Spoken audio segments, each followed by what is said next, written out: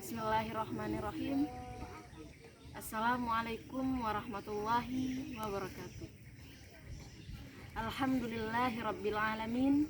Wabihi nasta'in wa ala umurid dunya waddin. Wassalatu wassalamu ala sayyidina Muhammadin wa ala alihi wa sahbihi ajma'in, amma ba'd. Perkenalkan, ismi Desi Putri Rizkia, Prodi HES A20. Di sini saya akan membedah buku yang berjudul Oase Al-Quran, yang bisa memotivasi kita untuk pelajar yang baru ingin mendalami tentang Al-Quran. Jadi, menurut saya buku ini sangat cocok untuk kita yang baru ingin hijrah ataupun baru ingin mengetahui apa sih keutamaan Al-Quran, apa sih hikmah-hikmah kalau kita dekat dengan Al-Quran. Jadi teman-teman, jangan lupa kita harus mempunyai buku ini kalau kita pengen tahu seberapa berharga sih Al-Quran menurut bagi hati kita. Di sini, di dalam buku ini banyak sekali poin-poin penting yang menurut saya pribadi yang sudah menghabiskan membaca buku ini. Di dalam buku ini banyak sekali poin-poin yang bersangkutan dengan kehidupan kita sehari-hari, mengenai interaksi kita terhadap Al-Quran, mengenai interaksi kita sesama manusia, mengenai interaksi kita dengan Sang Pencipta. Tidak hanya tentang Al-Quran, tetapi di buku ini juga menjelaskan tentang harusnya seperti apa kita berakhlak, seharusnya seperti apa kita berperilaku di dalam kehidupan sehari-hari. Jadi, menurut saya pribadi, setiap insan berpotensi untuk melakukan kesalahan.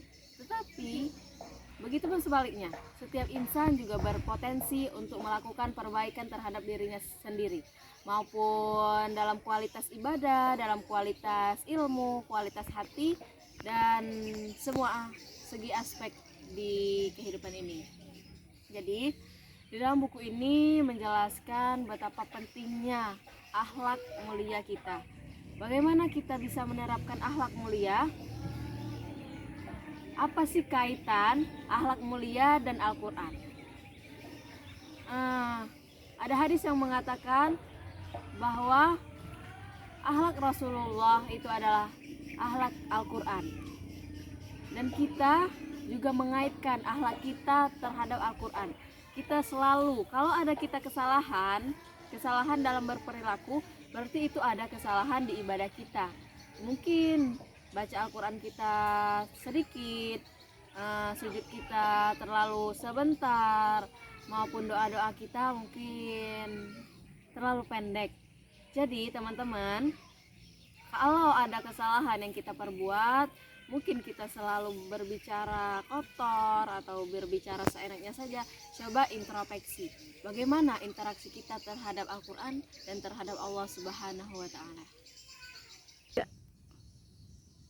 Baiklah teman-teman, selanjutnya di dalam buku ini dijelaskan bahwa kita itu bisa masuk surga melalui pintu manapun. Maksudnya, misal melalui pintu sedekah, melalui pintu berbuat baik seperti sopan, seperti rajin berzikir, dan juga khususnya untuk kita yang selalu dekat dengan Al-Quran, itu juga terdapat pintu khusus untuk kita masuk ke dalam surganya Allah.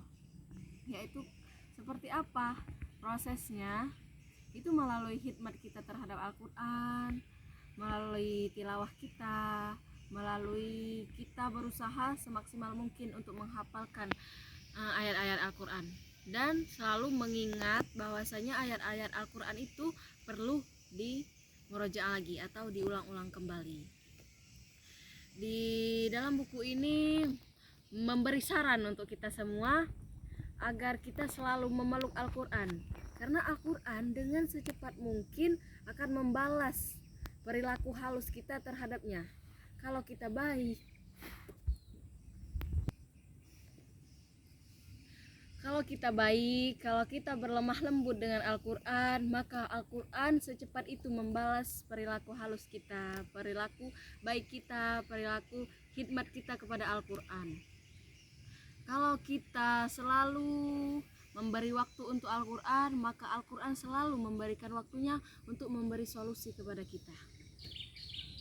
Jadi Al-Quran itu adalah kebenaran yang hak. Dan agama Islam juga selalu mengutamakan orang yang dekat dengan Al-Quran. Ada banyak sekali keutamaan orang yang menghafal Al-Quran. Jangankan orang yang menghafal Al-Quran, orang yang membaca Al-Quran saja selalu mendapatkan efek baik dari membaca Al-Quran itu. Apalagi kita yang berusaha untuk menghafalkannya. Apa pembeda antara orang yang membaca saja dengan orang yang menghafal? Kalau membaca, kita satu kali baca terus kita berpindah ke halaman yang satunya.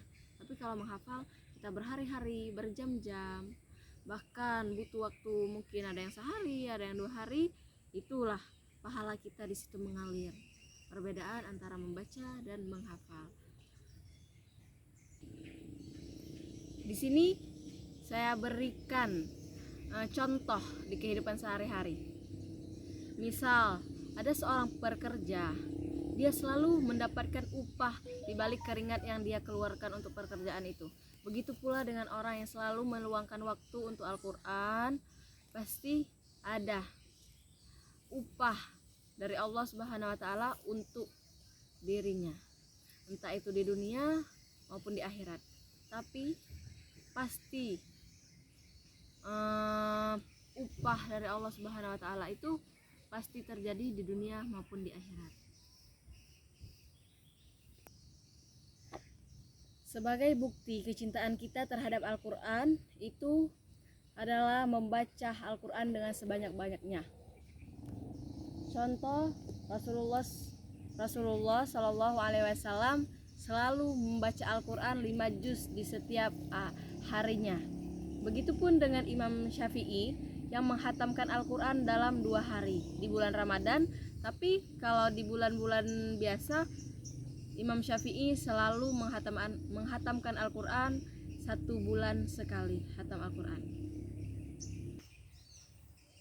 Jadi pesan saya untuk semua teman-teman yang menonton video ini, mari kita sama-sama banyak-banyak membaca, banyak-banyak membaca buku yang menurut kita penting untuk asupan hati kita. Karena bukan saja tubuh kita yang membutuhkan asupan, tetapi hati kita juga sangat membutuhkan asupan itu. Dari mana asupannya? Dari ilmu-ilmu yang bermanfaat, yang berefek kepada perilaku kita sehari-hari. Untuk teman-teman, ayo kita tingkatkan kualitas ibadah kita, kualitas kedekatan kita terhadap Al-Quran, dan kualitas akhlak kita terhadap sesama. Itu saja dari saya. Syukran. Wassalamualaikum warahmatullahi wabarakatuh.